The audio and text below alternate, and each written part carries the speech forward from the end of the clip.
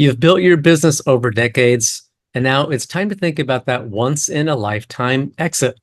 You've come to the right place. Here, you will hear business exit professionals talk about what you should know before exit. Hi, I'm Armando Roman, family CFO at AXIOM Founders Family Office, a wealth management firm in Scottsdale for founders' families.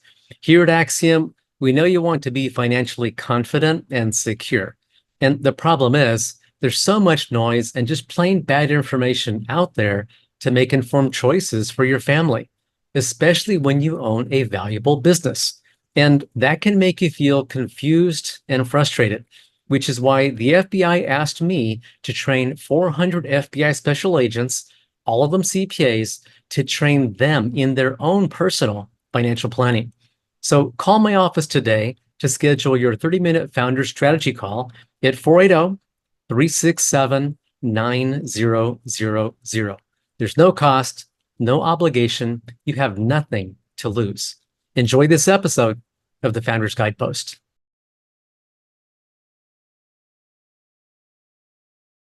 Hi, Armando Roman here with Christina Noyes. Christina, how are you? I'm doing very well. How are you? Oh, fantastic, fantastic. Christina, our audience, of course, for our podcast today, the audience is all about people who have founded businesses, fantastic businesses, and they want to grow these companies. They're constantly learning and trying to understand what that next best step is for themselves. And your specialty, I'm glad we can have this conversation because your specialty is right in line with what a lot of people think they might want to do, and that's all about franchising. So Yes. as you and I talked before, you said very clearly that there are really two sides to franchising. One is the person who has that business and wants to become the franchisor and launch this nationwide, maybe globally. And the other is the person who wants to buy an existing franchise and become a franchisee. So today we'll talk about the franchisor and Mhm. what they should be thinking about. And you, as the franchise legal expert, you have all the knowledge. I'm just going to ask you some questions and Great. ask you just to speak so that you can speak to those people. So if you can talk just a bit, Christina, about franchising, what is franchising? Well, franchising is really a wonderful method of expanding your business model by getting like-minded people together. And it's really kind of capitalizing on the time and effort that a founder has already put in to their business and has already developed, a wonderful business model and systems. And it's really a method of getting recognition and financial recognition for that type of effort that they've put in. Okay, fantastic. Now, some of the most famous franchises that we know about, of course, McDonald's is a big franchise that is a success story, of course. But there are a lot of franchises out there that are smaller. Nobody knows even that they exist pretty much. Right. Everybody knows about McDonald's. Now, for that founder who's listening, who's wondering if he or she should be thinking about a franchise for their own business, what would you say are some of the things that, from your perspective, uh, really make them a candidate for that, for Right. becoming a franchise? Yeah, absolutely. So it's amazing. Pretty much almost any business model can be franchised. And really the candidates here is this type of business that can survive by somebody else operating it, right? Can you train somebody? Can a founder find somebody who has the same enthusiasm that they do for this product, for this method of service, and then operate the business, in a different location, whether it be another location in Arizona or whether it be any other place in the United States or even outside the United States. Mhm. So when people build a company, often I think what you've mentioned to me before is systems and processes have to be in place for that business so they can then kind of hand the recipe book off to the Right. franchisee. Exactly, exactly. Somebody has to have a business that is operating at a level where they are able to train somebody to do what they do all the time. So having a business where there has been some thought into how you're operating, what you're doing, how you're doing it, how you could tell people how to do it, is very important. Something else is, if you have had a business that is expanded beyond one location, it has a couple different locations, that's really prime for franchising, because then you've already done the work and trained somebody to operate that second location, third or fourth location without you being there eyes on, to make sure everything's done. Having a business that's actually operated in more than one state is amazing for franchising, because then you have proven to somebody else that this concept, this business is appealable to a broader market than just maybe your little local market where you've grown up and made it. It's scalable and has really legs to run to other states. Okay. And when you're having that initial conversation, Christina, with that business owner who wants to franchise, are there some common surprises when you mention things that I didn't know that? Yes. Well, one of it is that expanding by franchising is kind of technically a securities regulation. Just like when you invest and you get this big, securities document or 401k package, or even when you're like buying a house, it's the same type of thing. There's a lot of, required disclosures that the federal and the state laws make you do. All very doable. I can always do them. I do them day in, day out. But I think people are a little surprised to learn that you have to tell people a lot about the program up front before you take their money or before they sign a contract with you as a protection method. I think the second thing that sometimes that people I want to make sure they know is you never get something for nothing, right? So if you're going to expand, you're always going to have to put in some effort, and you're going to really need to support the people that invest in you. So when you do sell a franchise, when you have somebody that invests their own hard-earned money in your system, that's something that I think I always tell founders. I said, remember, you're going to have to work with these people and you're going to have to support them, right? They're independent business owners just like you are. And that's great. But when you go to change things, you're going to need to kind of show them what the benefit is. And I think a lot of founders are wonderful in their quick decisions and making those changes and rolling them out. But, when you're working with a whole bunch of other also independent business owners, you're going to need to show them the vision that you have and really the reasoning for it. Even big systems have a handpicked couple of people that they roll out their ideas to kind of prove them on. So I always remind founders that it's just not sign a contract and take the money. They're really part of the system. They're really part of the business family that you want to grow. Yeah, it sounds from what you described, they're really becoming your new business partners and helping Yes. the success of your business. It is. And even though there's a legal aspect and, we can legally control everything, the best franchise systems are ones, and the happiest, where everybody's kind of working independently, but also together for a common goal. Okay. And Christina, here in Arizona, of course, we have lots of really great businesses and many more all the time are growing and being created here. For those that have not gone across state lines, obviously you can help navigate that with them and for them. What are there some surprises? We, of course, border California, and California, like New York, is very different compared to the other 48 states that are out there. But when someone has not crossed state lines yet and they've got this franchise idea and they're saying, yes, let's go forward, are there some, what are some of those hurdles as they cross state lines for the first time? Yeah, no, you're exactly right. Crossing state lines, the easy part is the legal part. We can obviously help them. Everybody can get going.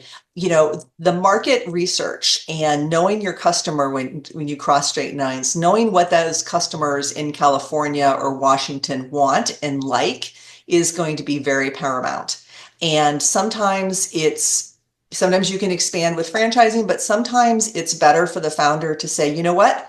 We want to make sure that we tweak whatever this system is, whatever this market is on our own, and we see what goes on. So oftentimes I encourage founders, once you have a couple other franchisees in the same state, to go ahead and maybe open up a location, say in California themselves. Open it up, make sure the concept works, make sure you've tweaked it, see what you need to do, and then sell that as a franchise in that state.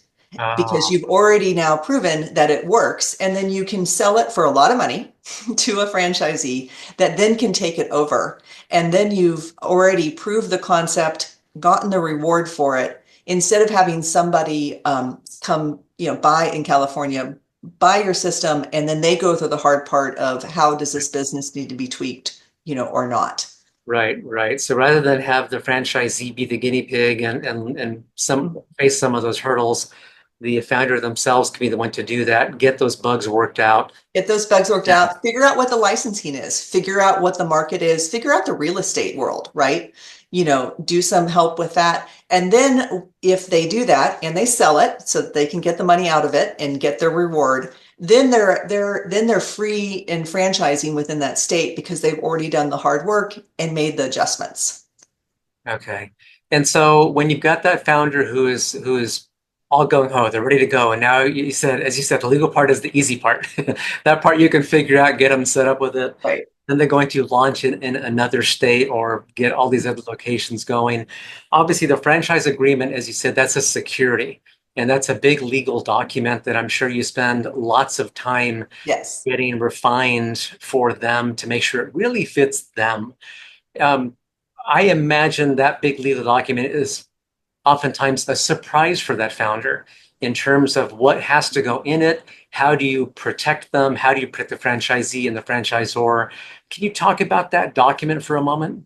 Yeah, absolutely. So it is a secure, as you mentioned, it's a securities type document. It is essentially a whole packet of information about the system. And it's almost like you've gone through a mini audit or a mini consulting audit.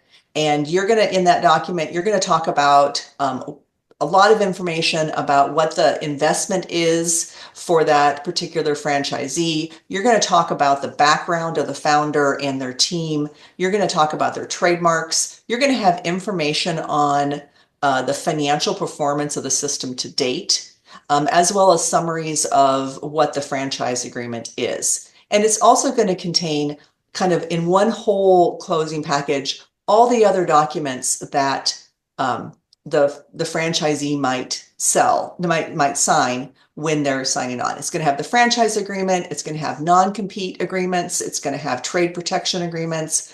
It's going to have, if there's a promissory note, it's going to have promissory notes, as well as information on the rest of the system.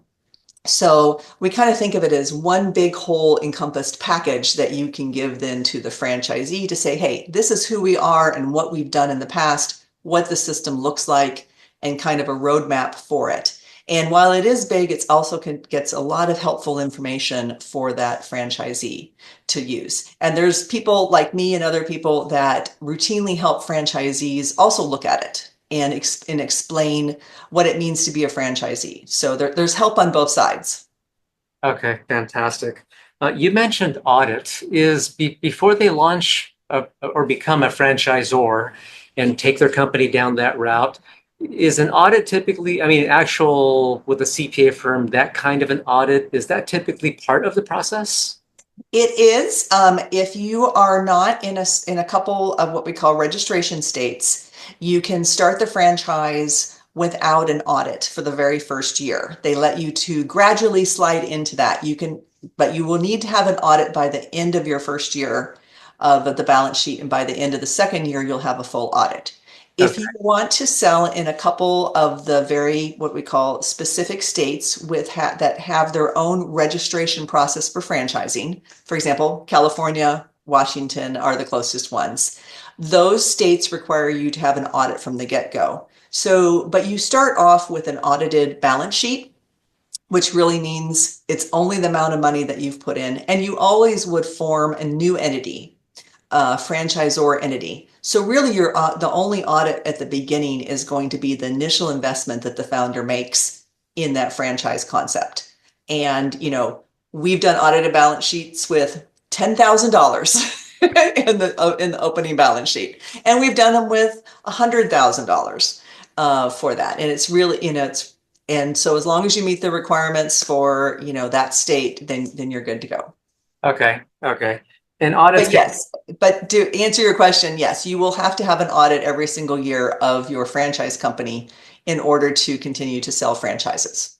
Okay, fantastic. And that, of course, is an additional cost for the founder, on an ongoing basis.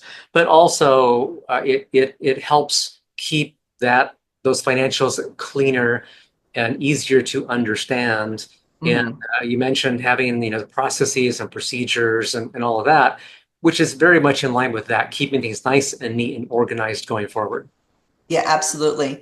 And one of the areas in that franchise disclosure document is going to be a summary of those processes. In, ages ago when you had like an actual manual, you would give this whole manual to the franchisee and it would be like 300 pages and it would be in paper for that. And that's really changed now to be more of an online system with training videos and procedures and all that. But that's something that we also put in the franchise disclosure as what you have to give that potential franchisee, all the resources that you've developed and can develop on a franchise. And some founders may say, "Hey, it's all in my brain. I've not written down a darn thing." And I can tell you that's fine. And that's actually very typical. Most founders have not, they're so busy developing that, it's in different places. And really what we do then is we say, let's get your first franchisee, which is usually somebody that knows the business or is, really close to you or is enthusiastic customer. And let's take this as an opportunity while you train that first franchisee, you are writing down everything in your brain.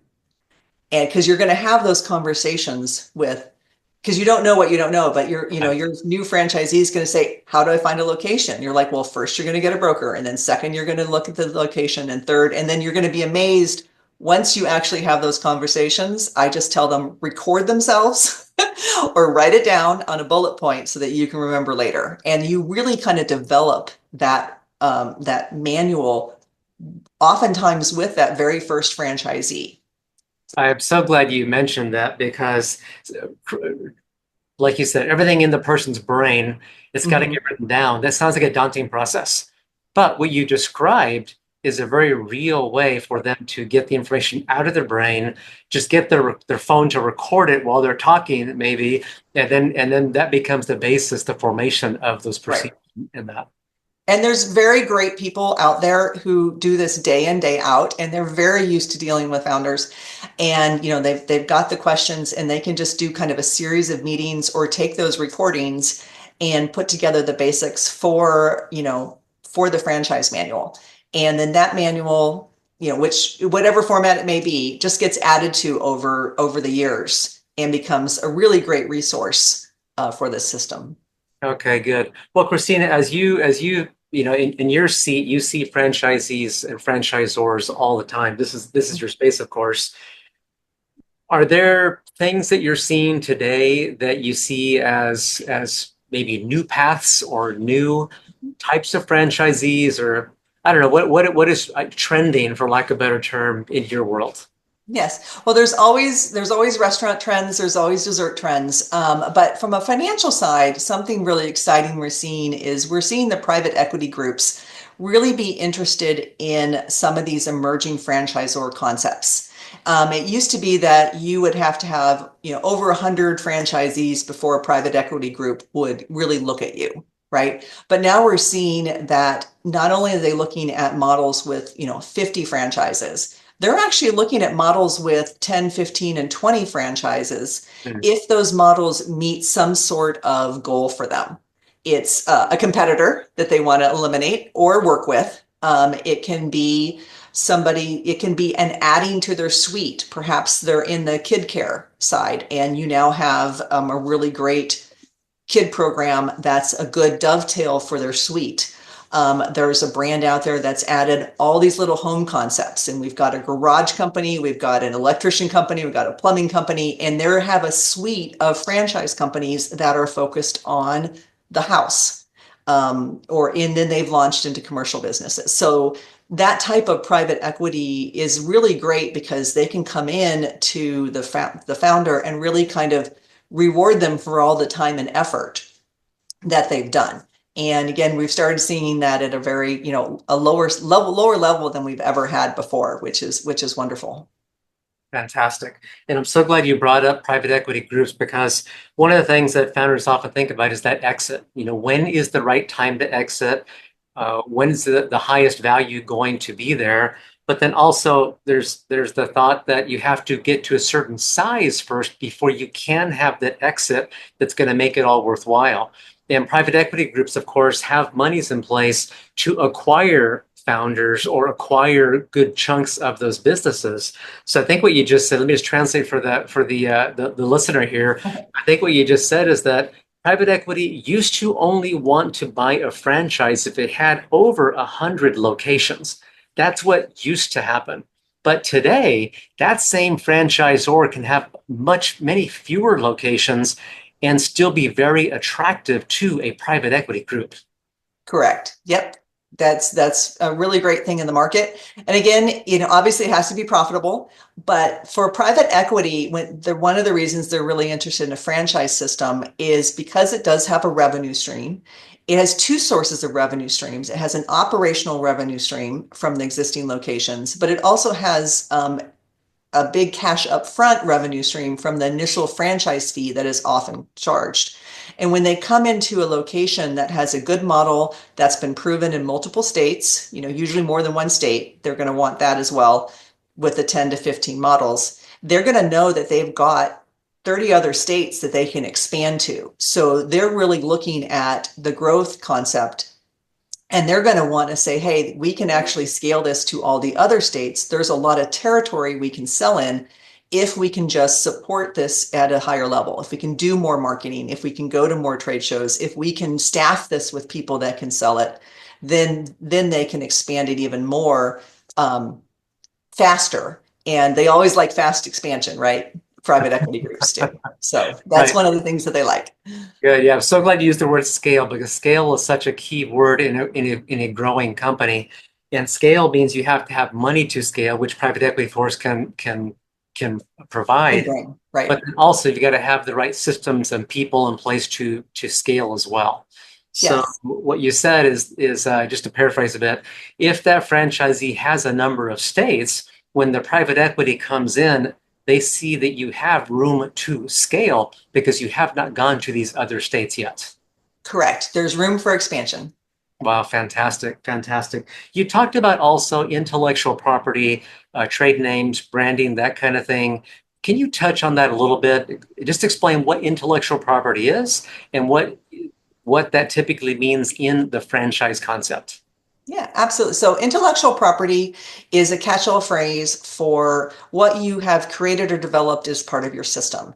And it usually is not patents, but it is usually a mixture of copyrights and trademarks. Trademarks being what you would typically think of: the Nike swoosh, the Nike name, the McDonald's name, the arches. It's the name of the system, it's customer forward facing, and it's the slogans that go with it, right?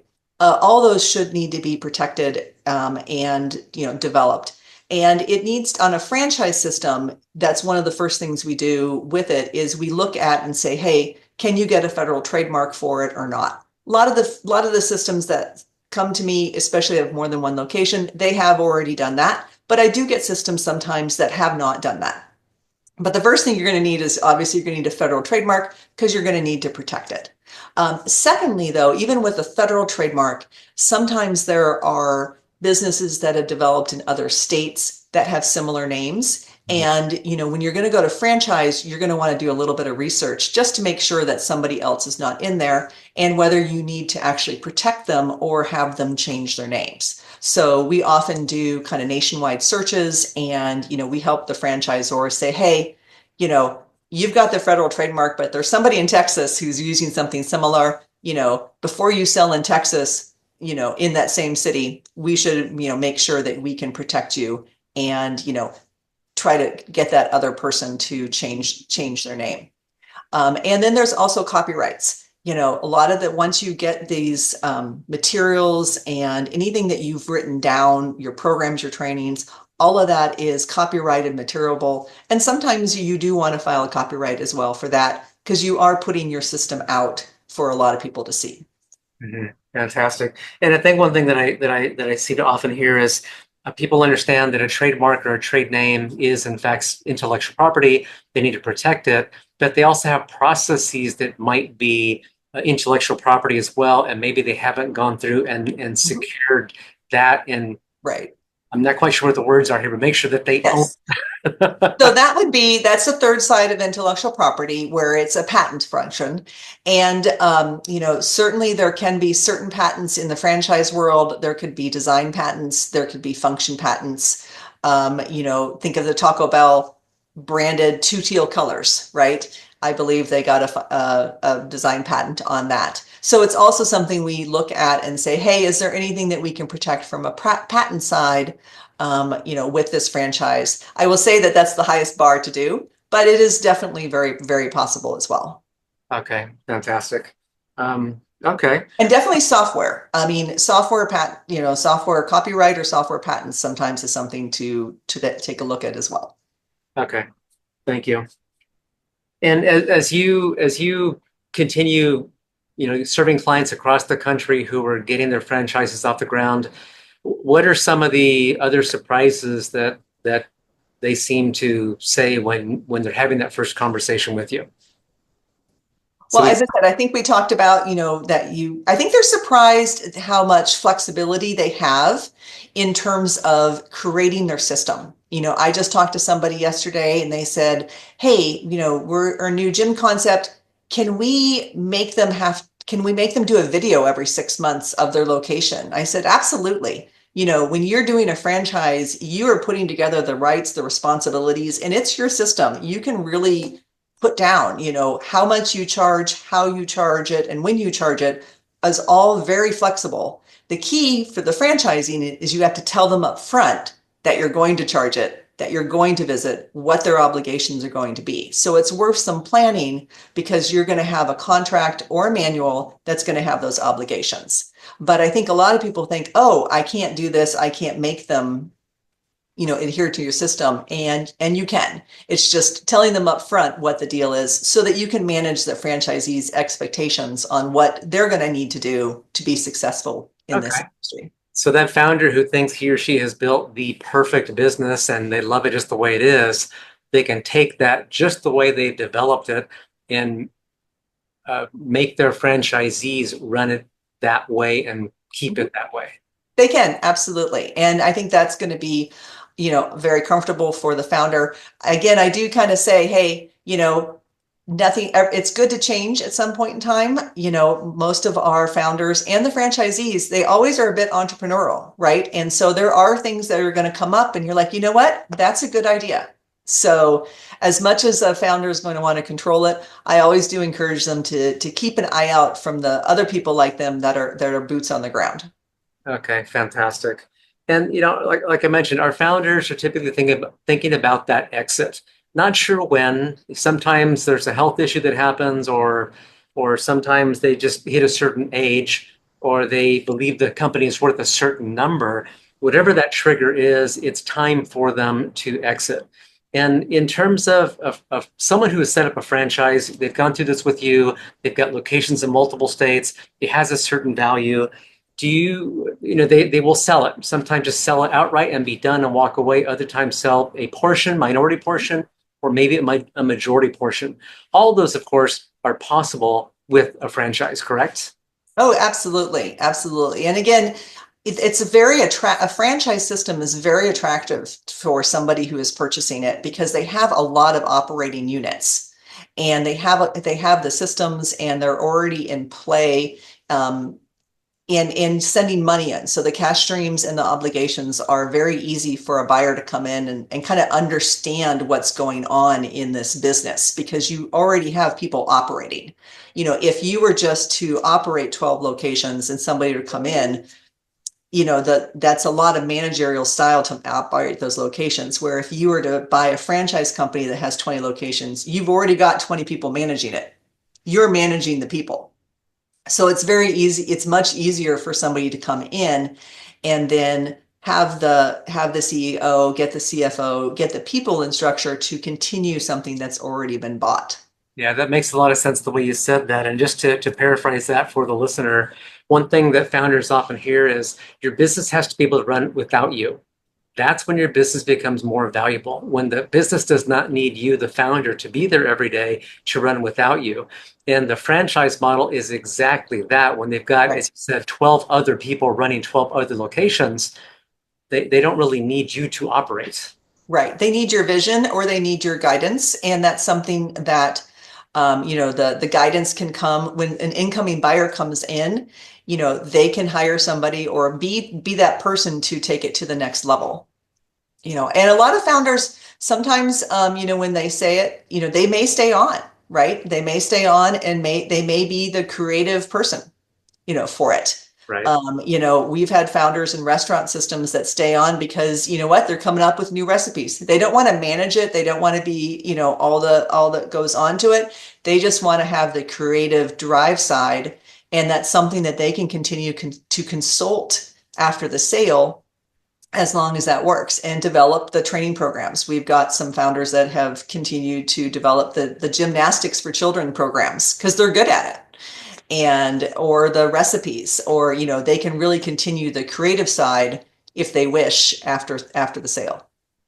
Okay. But only for that system, I will say. Once you sell, obviously, you know as anything is, when somebody buys a business, there's going to be probably a 5-year non-compete after that for at least some of the states. So I do want to tell founders, you just can't sell and then immediately compete with what you've just bought, what you've just sold. You will, you're going to have to do something else or help them for a little bit, and then you can get back in the field or be in a different state. That makes sense. So, Christina, when they've now expanded into multiple states, they have this franchise, and they're thinking of leaving the US, going outside the US, are there specific hurdles? Does it depend on the country they're going to? How easy or difficult is it to go outside the US with their franchise? Sometimes it's remarkably easy. Every country is going to have its own set of laws, of course, and you're going to need boots on the ground in order to help with that. But there's probably not as many countries as you might think that have franchise laws, that require some similar disclosure. Usually what I found is that the franchise laws in the United States are kind of as detailed as you're going to be, and it's a lot less detailed in a lot of the other states. The only exceptions being that is Malaysia, China have very strong franchise disclosure laws that you have to do. But other than that, it's amazing. I've had some franchises that have a couple here, and we've developed 100 locations in the outside the United States, and then come back to the United States and done more. So, you could actually go over there and then come back if you wish. Wow. Wow. I'm glad you said that, because I don't know that I would have thought of that. It seems it's easier to expand here domestically than going abroad. You would think, but sometimes when you're in a different country that doesn't have a lot of the regulatory requirements, it's just an agreement. And you can have an agreement for over there for somebody to start the business. The key with being overseas, though, is you've got to really pick the good partners, because doing an enforcement, if they decide that they don't like your content, if they don't like what you're doing, it's very common for them to just stop paying you and just rebrand and continue operating. So you've got to pick the right people that are overseas that, you can trust at least to, continue, or that like you enough for what you're continuing to give them. Okay. Hey, Christina, what about a time frame when somebody comes to you for that first consultation, thinking they want to become a franchisor and expand? What is a typical time frame, or is there a typical time frame for that to happen? Mm-hmm. Yeah. So since putting together these documents is kind of like a mini audit for it, it's usually probably a good 3-month process. Probably more likely 3 to 6 months, just because everybody's super busy. Not just we're busy, but the founder's busy operating, right? Yeah. So, and there's a lot of information that we need to meet with the founder every single week to put it together. So as much as we say we can do it, it usually is probably more of a 3-month process, to get it all together. And then once you register in the states, some states you can be registered immediately. There's about 11 states that you have to go through a separate registration process with them. And that registration process can be 3 to 6 months. So we usually are recommending people to do the first 3 months, get the disclosure document that can be sold in 25 states, and then work on the other states that require a longer lead time. Okay. Okay, fantastic. And so that when you take say 3 months or 3 to 6 months for getting that securities package together, basically, that's your work. They may have their own work on their end for their processes, their manuals, their procedures, all Yes. that before they can actually take that to market and begin to get franchisees on board, right? Yes, technically though, but the requirement for the franchise on showing what their processes are, like the table of the manuals, is just to tell them what you have at that time. So you can actually, sell the franchise as long as you're upfront to say, hey, we only have a training manual of 10 pages. You can go forth and sell in that 10 pages. But yes, usually once we do that, they are continuing to work on the process. And then it's once they have a franchise salesperson, a franchisee, that's when they're putting in a lot more time with that franchisee to get them up and running. And so usually once it's like 3 months to get the disclosure documents and be able to sell. And then usually is another couple months to do the sales process, get the people in the door, get them convinced, and then it's another kind of 3 to 6 months to get them up and running, right? Because once you sell them, you're going to have to help them find a location and help them to kind of develop their business. And that's where I think you're talking about writing down those processes, writing down those functions. So yes, most of my franchisors, I say, hey, in the first year, if you can sell 2 to 3 franchises and you can have even one open, you're doing great. And then the next year is 2 to 3. And then the year after that is really when you're really up and you're running and you've got them all in the pipeline. Wow. Okay. And you said that products or services, pretty much just about any kind of business can be a franchise model? Yeah, absolutely. It certainly can be a franchise model. Are you wondering if you've missed anything in your financial planning? We hear that a lot from very smart, very successful people. Stop wondering. Offload that responsibility to professionals who do this for a living. Start by scheduling your founder strategy call at axiomcorp.com. I think the only thing that we sometimes struggle with is some of the medical licensing where, if there's any laws that say it has to be owner operated, then you have to make sure that you've got the licensing. Like some construction contracts, you got to make sure, you've got the construction licenses in that state in order to license them with the medical. But other than that, we've seen a very big expansion in vet practices, being franchised, Okay. temporary staffing, janitorial services, any restaurant concept, a lot of automotive detailing services, pretty much almost anything there's a need for, can technically be franchised. Okay.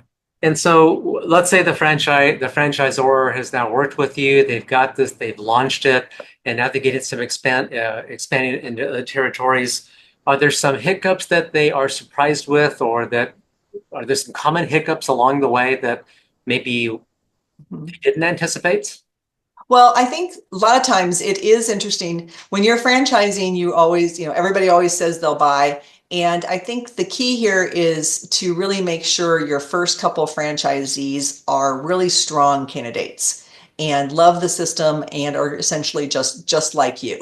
So, when you're considering franchising, you're going to be needing to look for the people that have that same level of work ethic that you have and same level of enthusiasm, for that, so it is something where, you're going to have to, find them or, do the trade shows and show people what a great system it is. Luckily, the more operations you have, the more locations you have, you're going to have a lot of people that have customers that know it, that come through and kind of already know the brand. So, that really helps. In order to sell the franchises, you're going to need to know your system, and you're going to need to know where the people are that are going to be, looking to expand in your model. If it's a healthcare system, well, then where are the nurses going? What books are they reading? How are they doing that? If it's an auto care, well, then where are the auto shows? Are you going to the auto shows? Those are where you're going to be likely to find the people that are going to be your franchises. Okay. Okay. So I can't help but to think about royalties and licensing, Mhm. and I obviously that's very different from franchising, but it is a way that when that founder has a business, they like what they've built, and maybe they don't want to go through and do all that whole franchising thing. Maybe they want another way to make money on what they've already built through licensing or otherwise. Is that also part of what is involved or can be involved, or that you can help them with if that's what they're thinking about? Does that? Somewhat, yes. So the definition of a franchise is really broad. It's the use of a trademark, it is the payment of money, and it is assistance. So in order not to be a franchise, in order to be a license, you have to take away one of those things, right? So that's something where, you may be able to license your product, but it may be under a different name. So if you license it to somebody and you say, hey, here's the system, you can be in Arizona, or maybe in Ohio, but you just have to be under your own name. That takes it out of the franchise model, and that takes it, potentially into just a licensing model. But, and so that's one option for people who say, hey, this is a lot. I'm really not wanting to be franchising. If you do that, you should know that there are about 26 states that regulate what's called the sale of business opportunities. And that's where somebody pays you money, over $500, and you give them a marketing plan in order for them to start their own business. And you have to make sure you either meet an exemption for those states, or you do your own little mini disclosure document for those states. So sometimes those options, you can meet those state requirements or kind of start small with some of those licensing options. The other option is there's there's an exemption for the franchise disclosure, where you essentially wait to take money for the first 6 months that the franchisee is open. And this is because, and it only works in about 25 states, but it essentially, the federal government has said, hey, if you're not going to take any money up front until this franchisee has been operating for 6 months, we're going to let you just do that under an agreement. We're not going to make you do the whole franchise disclosure document, because you are really proving that you will give them everything they wanted, everything you've promised them. And it's called a minimum fee exemption. And we've used that to kind of expand the first couple locations in an area.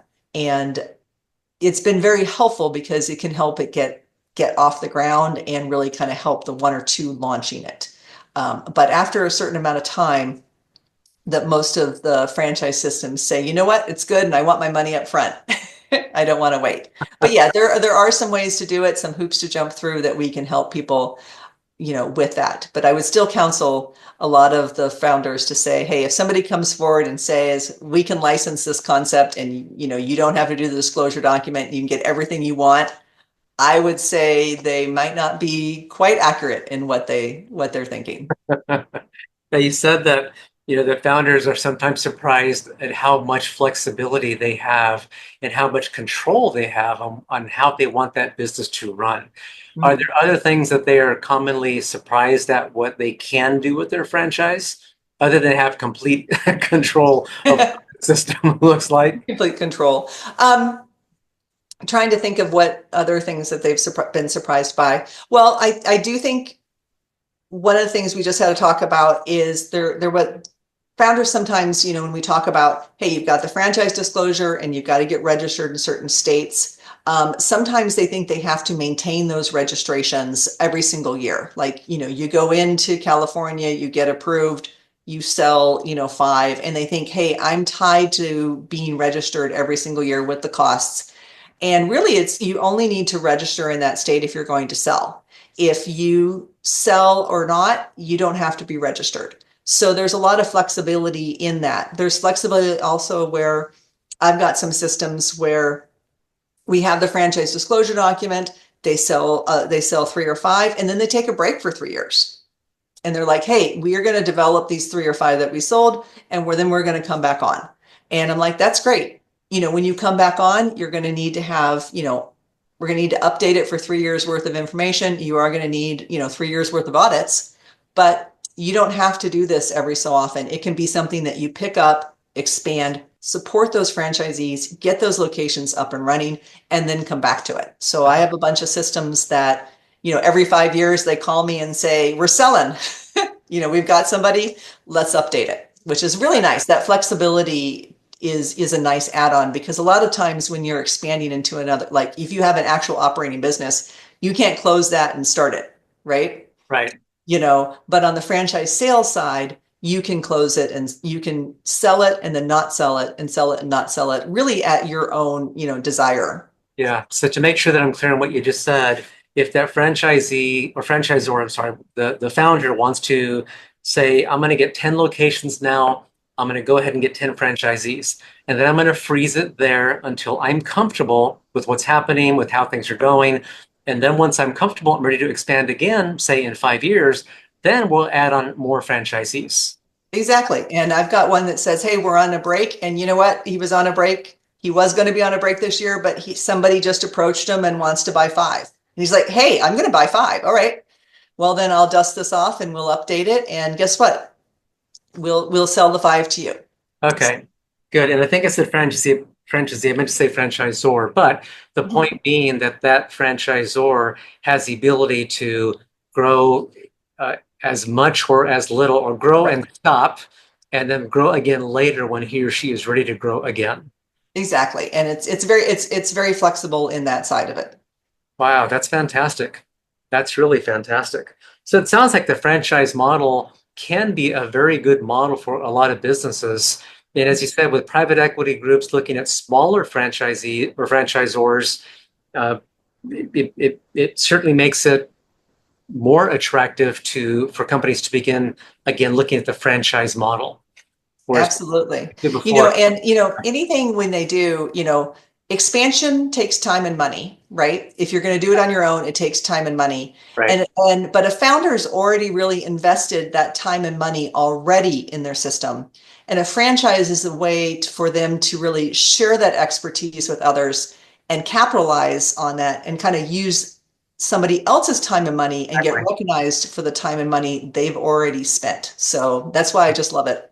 It's a great mix. Now, it is a great mix, and rather than exactly capital, money to expand the business can be hard to get, especially when you're trying to get a business off the ground.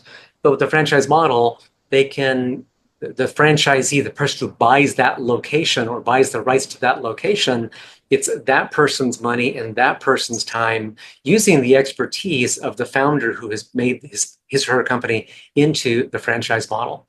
That's great. Yeah. And then the founder gets $50,000 up front, and then it's the franchisee who's on the hook with SBA for, the $500,000, $700,000 of loans to expand it.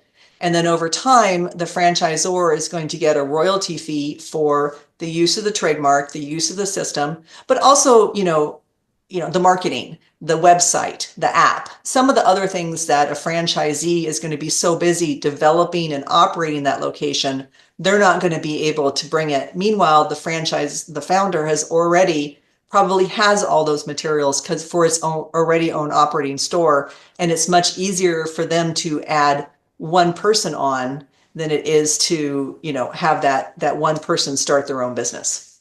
Okay. And then Christina, for people, again, the founder who's thinking they might want to franchise, companies can be successful, companies can fail. That's just how business is. And no guarantees, obviously, on how things will or will not work. But I have to imagine that when they're going through that franchise, creating a franchise, it just seems to me that since they've proven the model, say in a few locations, that it's more likely to be successful, at least while their restaurant or their dessert is in favor. Yes. Yeah. So that is one reason why franchising is popular. The International Franchise Association has some really good statistics, but I believe they would say something like a franchise, new business that's a franchise is much more likely to be successful in 5 years than if somebody had just started the business on their own Yeah. from scratch. Yeah. So, there's only, 2/3 of the risk, not all the risk, or, maybe you've only taken 1/3 of the risk, not the 2/3 that somebody else has already done it, because they've worked out through a lot of the systems, for that. And of course, though, it is something where you are asking somebody to invest their hard-earned money in you, and a franchisor or founder needs to be able to say, hey, not only do we believe in the system, we do believe that it can expand, and we're going to help you ongoing, with the system and to be successful.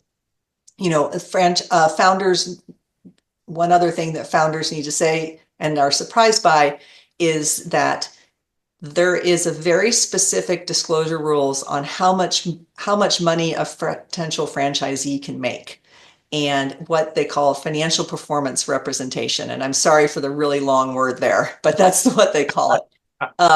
So when you're selling a franchise, you have to have that information in front of that potential franchisee before you can talk about profits, before you can talk about what your franchise systems have done and sold. And you really have to be on historical basics.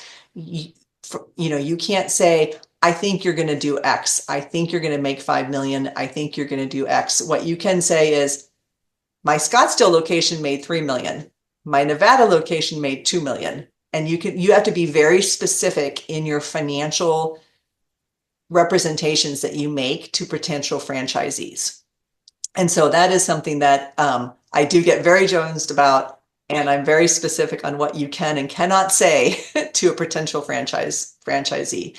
And just, having that script and having that information in the franchise disclosure document. I just tell my franchisors, my founders, I said, just keep it in front of you. You can say anything that's in these 2 pages, and you can drill down on it. You just can't speculate. And that's because you really want to, you really want to be specific, and you want to manage a franchisee's expectations, for that business. And I think a lot of founders are trying to help. They're trying to show what somebody could do, and they're trying to be enthusiastic about their product, which is well and good. But you just have to make sure that you just go back to what you've done. It's all historical. Show me the facts. Show me the money that you've done, right, in terms of it, and try not to speculate what a location could do. Yeah. So what the founder can do is, as you said, my Scottsdale location did X, my Phoenix location did X, but now we're going to go to Reno. And if you want to have Reno, we can't tell you really what to expect because we don't know. Right. And you can say, hey, we've done our research. We think that the rents are X, the fees are this, you're going to need so many people. We think your build out is going to be X to Y. You can say, we've estimated your costs. You can estimate costs till the day is long, but you just can't say, we think Reno's a $3 million location. Okay. And that makes sense, though, because you're disclosing, as you said, historical data. Founders disclosing historical data to the franchisee, not making any false expectations, only saying this is what we know from existing locations and what they've done. But if you become a franchisee, we don't know what will happen. We can help you and estimate the costs for that location, number of staff, et cetera, but we don't know what you're actually going to sell and have in terms of revenues. And but it is helpful. And that's, once you get a couple locations up and running, that incoming franchisee is encouraged to call the other franchisees and say, hey, what have you done specifically? What is your information, for it? And we do put that information in the book, so all prospective franchisees, their information can go in this disclosure document. And so somebody can come and also do the research. So it's not just the founder's location. It's going to be the experience we're going to put in there of all the other locations. So we're going to actually ask any franchisees in that system, we want their numbers, we want their details. And yes, we're going to tell people, and maybe it may be an average so that you're not, we're not going to say what location it is. We're going to maybe do a high, or we're going to do a low, and we're going to do an average. But there's really not a lot of secrets in a franchise system. So it's going to get disclosed. So that founder who has been listening to this conversation, Christina, and they're thinking that they might want to meet with you and have a conversation with you, but they're not sure if they're really ready. And they want to be a little more prepared before they come to see you. How would you tell them what should they be thinking about to prepare so they can come see you a little better prepared to see you? To see me. I just take people right away. I take cold calls. So sometimes they're not prepared whatsoever. I think what is good is if they can take a look at, kind of and give some thought to some of the fee structure, either before or after, some of the customer structure of, hey, what is the customer? Why do they feel this will work in a different state? Why do they feel this will work in a different area? From a customer marketing standpoint, I think is super helpful. Because we can talk about fees all the time, but I think that's going to be, very important for them to have taken a look at the marketing side of things and said, hey, this is what's going to work. They should also kind of take a look at themselves and say, okay, is this going to be me doing this? Is this not? Am I ready to essentially get all these other people that I am, looking to manage? Am I ready to add on to my family? Right. Those are things that I can't help with. You need to kind of be ready, ready for it. But we're able to take anybody at any time, and look at them. But it is very helpful when somebody can come to me and say, hey, we've thought about what the competition's doing. We've given some thought to, kind of the pro forma financial statements of what an incoming franchisee may look at. We've given some thought to what the royalty fee you can do for a potential franchisee and the marketing. It's going to be much quicker. So remember, when you sell a franchise, just to get into the financial details of it, I tell them, I said, hey, if you were opening a location, could you take 5% of the gross sales and give it to somebody else? Right. And, and if they're like, oh, no, I can't. I'm like, well, then how can you ask somebody else to take 5% and give it to you? Is this model, can everybody still make a lot of money giving 5% of the gross sales or 10%, whatever the royalty fee is, to somebody else? And it may be a yes, because they're like, yes, because these franchisees are not going to have to, they're not going to have to pay the $10,000 per month I'm paying for Google. They're only going to have to pay $1,000 a month. Yeah. So they're going to have more money at the end because of these services I'm giving them, right? But it's worth that kind of financial of, can everybody make money? Because the franchise system works when the franchisor makes money and the franchisee makes money. The franchisee is not making money, the system's not going to be around for very long. Yeah, that makes sense. That makes sense. So I'm looking at my notes really quickly here. You talked about this being a security, and so it's a big fat legal document that has to get put together for them because this is a security. They've got to have an audit, so they've got clean financials, etc. The benefit is upfront money coming from the franchisee, so the founder isn't putting more capital out or borrowing more capital to expand, really using the franchisee's money to expand. And when that franchisee signs up, one chunk of money comes to the founder, who's the franchisor, and then ongoing monies will come as that business operates, as the franchisee operates. I thought it was very insightful too, and I'm very glad you said this, that private equity firms are now looking at franchisors that have fewer locations. Those are now attractive to private equity. Here in Arizona, of course, lots of private equity is hovering over our state, looking to gobble up great companies. And it sounds like now they're willing to gobble up even smaller great companies because they're attractive or can be attractive. Mm-hmm. You talked Absolutely. About scaling. Well, go ahead. No, I was just about to say, in terms of like financing and being prepared, absolutely, when those franchisees pay the founder their initial franchise fee of, 25, 50, 75,000, that's great. It is something where, you are like anything else, you are expending some money and then you're getting paid back a little bit later. You are going to need to probably sell 2 to 3 franchises a year to recoup the costs of doing the disclosure documents and the audit and any of the registrations. So I always do counsel people to say, look, you really do probably need to sell 2 to 3. If you're just going to sell 1 a year, that initial franchise fee is just going to barely cover what you're doing. You really need to kind of be up there a couple a year. Now you can take a break, like we said, but you should plan on having 2 to 3 options over time. Okay, and you mentioned that in terms of scale, franchise is a great way to scale in terms of founder not having to have their own capital or to borrow capital to scale because they're using the franchisee's money to scale. And you talked about fee structure, and you talked about the customer standpoint being prepared when they come to see you, just kind of having that in mind, what they might think about. But even if they haven't thought about that, they're just very passionate about, hey, I'm going to become a franchise. I want to go talk to Christina now. We're always happy to help. I take calls, and I have people that come back to me and like, not this year, next year.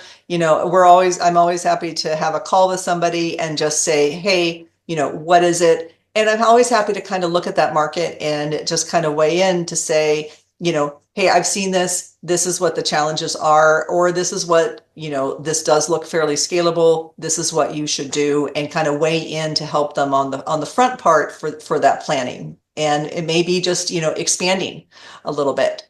I can help them kind of plan that expansion program and get them the tools up ahead so that when they do have that third location, they are a little bit more ready to just jump in. So founder, I hope you heard Christina there. She said, if you're not ready, she's going to give you some coaching and guidance to help you get ready to become the next McDonald's franchise. Absolutely. Happy to help. Fantastic. Christina, if somebody, the founder's listening and says, I really want to talk with Christina, what is the best way for them to reach out to you to get some time on your calendar? Yeah, absolutely. You can find me on my email at Spencer Fain, and send me an email. My direct line's on there. My cell phone is actually on my system. I usually talk to my cell phone, so all my contact information is on the Spencer Fain website under my name, and I'm happy to talk to anybody.